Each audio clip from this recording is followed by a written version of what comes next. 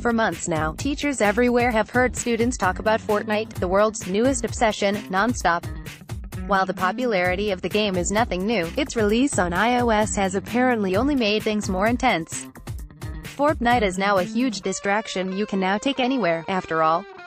Many schools have rules against cell phones, but judging from posts on social media, nothing can stop students from booting up the ruthless shooter. Everyone is playing it, teens say, so schools have tried to ban it. It's a huge enough problem that some schools are reportedly having Wi-Fi problems as teens try their best to survive the battle royale through shared networks. People are fighting over the game, or they're ignoring schoolwork.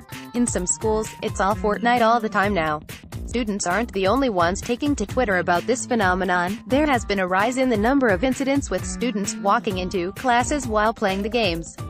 Nick Gutierrez, a high school AP computer science teacher, told Kotaku. They started a match during lunch, or before school, and need to finish the 10 to 15-minute long matches.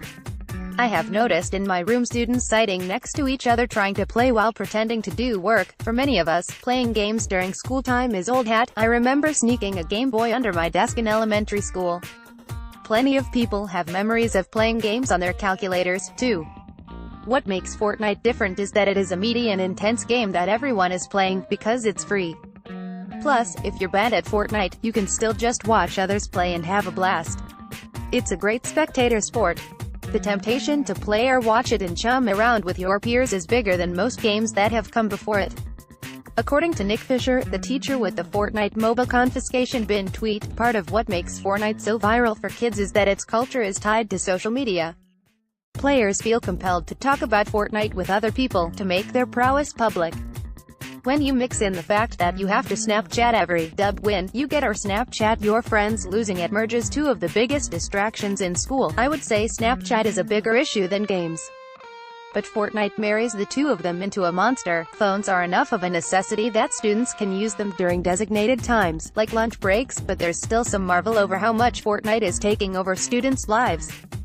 My school allows phones during the lunch breaks and instead of socializing all they do is play Fortnite, said high school teacher Priscilla Cullen. Instead of socializing all they do is play Fortnite. Fortnite isn't the only shooter occupying students' minds right now, as PUBG also released on mobile earlier this month.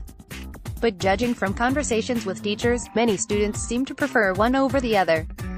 Gutierrez says that in his class, students have a question at the start of the first bell ring that they need to discuss in order to prep for the AP test.